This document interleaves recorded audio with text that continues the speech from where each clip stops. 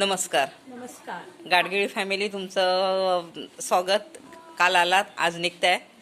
तर तुम्हाला दापोलीमध्ये आमच्याकडे एक माऊली कृपा होमस्टेमध्ये आलात आणि इथलं राहणीमान किंवा दापोली त्या संदर्भात तुम्ही काय बोलू शकता का?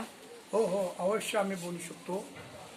तुमचं जे माऊली कृपा होमस्टे असं नाव दिले तुम्ही, ते अगदी बरोबर आहे.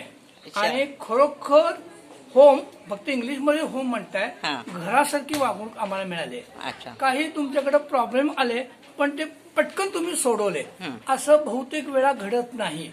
जो कस्टमर आल्यानंतर बघू, आता येऊ, पण असं तुम्ही न करता लगेच आम्हाला प्रश्न सोडवून, गरम पाणी सारखंच येत होतं ते तुम्ही लगेच प्लंबरला बोलवून दुरुस्ती करून आम्हाला व्यवस्थित करून दिलं. हे तुमचं कौतुक मला वाटतं. दुसरी गोष्ट, खोली एकाच खोलीमध्ये आम्हाला 7 जण तुम्ही ऍडजस्ट करून घेतलं. खरं म्हणलं तुम्ही आणखीन लावू शकला असता, आणखीन एक खोली घ्या, वेगळी घ्या, पण असा कमर्शियल वृत्ती दिसली नाही आम्हाला.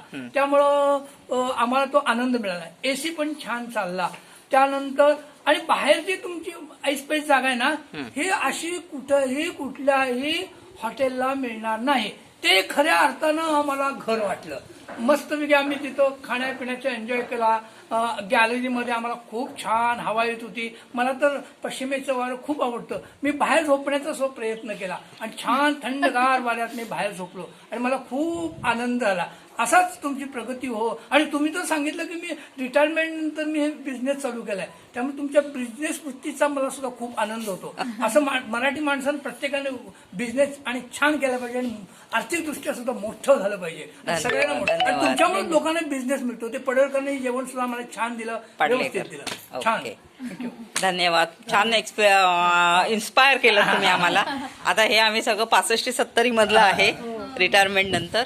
म्हणजे कसं आमचाही वेळ जातो छान आणि आलेल्यांबरोबर थोडी ओळखही होते, थोडी बोलीचाली होते. नाही तर आपलं रिटायरमेंट नंतर दोघांनीच घरात बसा, दोघांनीच उठा असं होतं. मुलं मुलांच्या याच्यात असतात, त्याच्यामुळे तेवढा वेळ जातो. बाकी तुम्ही काय बोलताय? हा, खूप छान.